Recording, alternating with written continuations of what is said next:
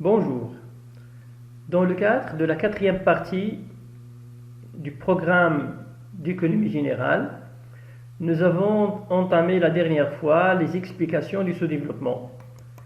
Ainsi, nous avons vu les facteurs internes, notamment la thèse du retard de Rostov et la théorie du cercle vicieux de pauvreté de Nernst.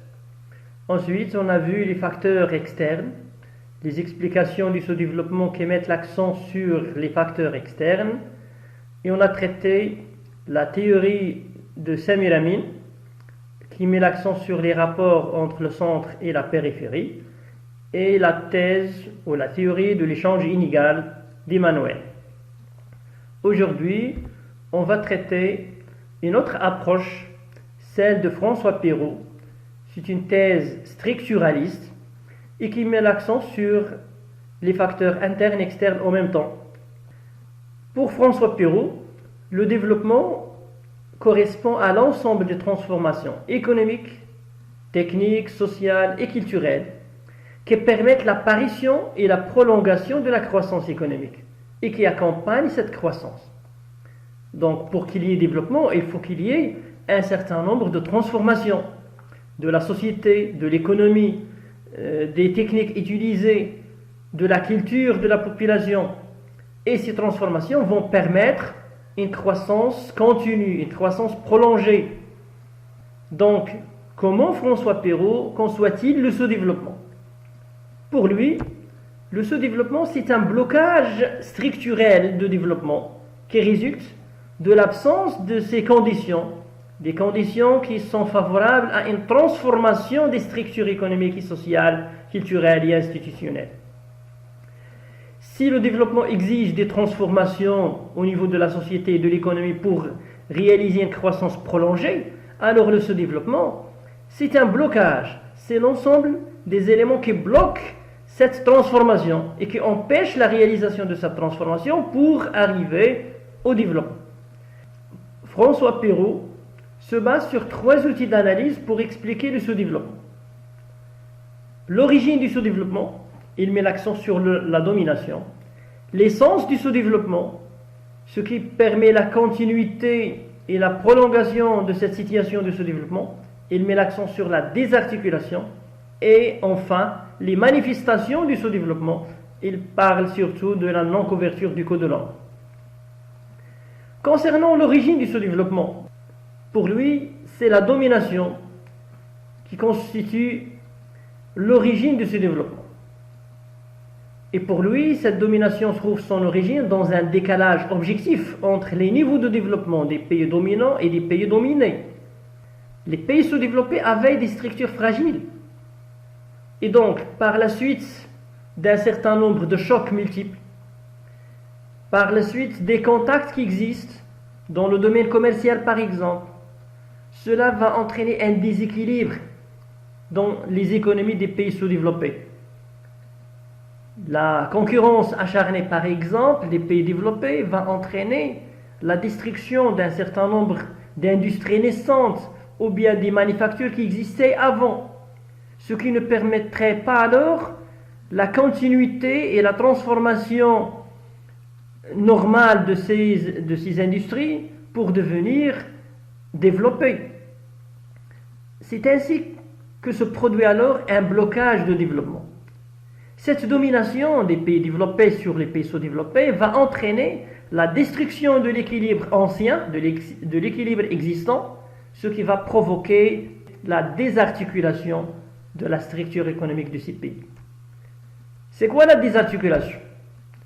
La désarticulation ou bien l'inarticulation, c'est la situation d'un pays dans lequel les secteurs d'activité sont juxtaposés et ne comportent que peu d'échanges entre eux. C'est-à-dire, il y a absence ou bien il y a faiblesse des échanges entre les différents secteurs d'activité. Entre l'agriculture et l'industrie, par exemple, il y a peu d'échanges. Il n'y a pas des relations, des rapports d'échange très importants.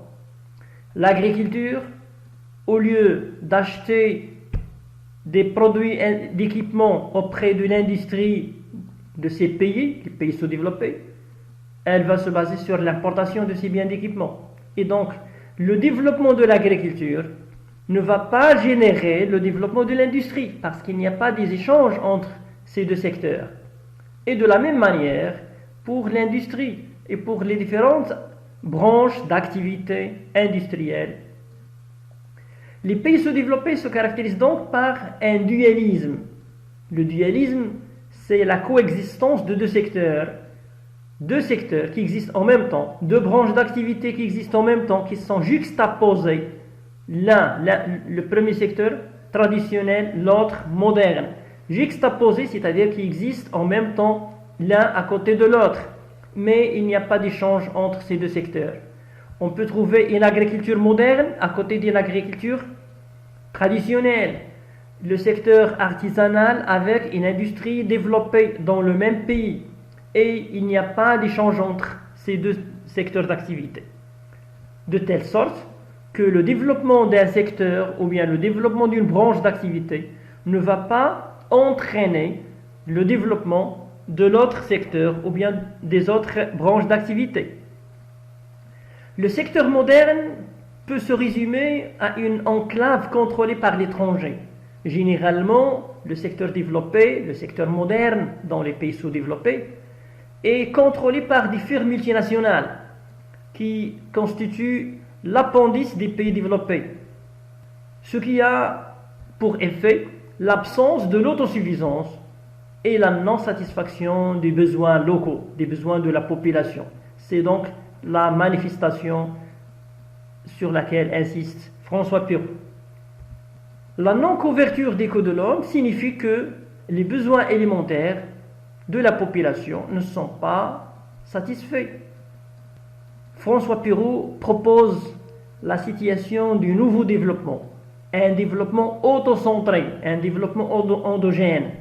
Un développement autocentré, c'est le développement tourné vers l'intérieur. Au lieu de produire pour l'exportation, pour satisfaire les besoins des autres pays à travers l'exportation, il faut au contraire mettre l'accent sur les besoins de la population.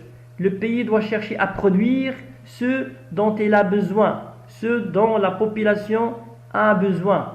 Donc, il faut mettre en place les industries qui permettent de satisfaire les besoins de la population. Également, il faut développer l'agriculture, mais en fonction des besoins de la population, et non pas développer les productions qui sont tournées vers l'extérieur. Donc, en résumé, François Pirault met l'accent sur 3 éléments. La domination des économies des pays sous-développés par les pays développés. Cette économie est tournée vers la satisfaction des besoins des pays développés, donc c'est une économie extravertie. C'est pour cela qu'il propose le contraire, développer des industries tournées vers l'intérieur. Donc on parle d'une économie introvertie. Cette domination a entraîné la destruction de l'équilibre qui existe déjà, ce qui ne va pas favoriser la continuité et le développement normal des différentes activités économiques. La désarticulation, c'est la situation où les secteurs d'activité ne comportent que peu d'échanges entre eux, et donc on peut parler de dualisme, c'est la coexistence de deux secteurs, l'un traditionnel et l'autre moderne. Et enfin, la non-couverture du coût de l'homme, c'est-à-dire les besoins ne sont pas satisfaits. Voilà en résumé ce qu'il faut retenir, et je vous remercie pour votre attention.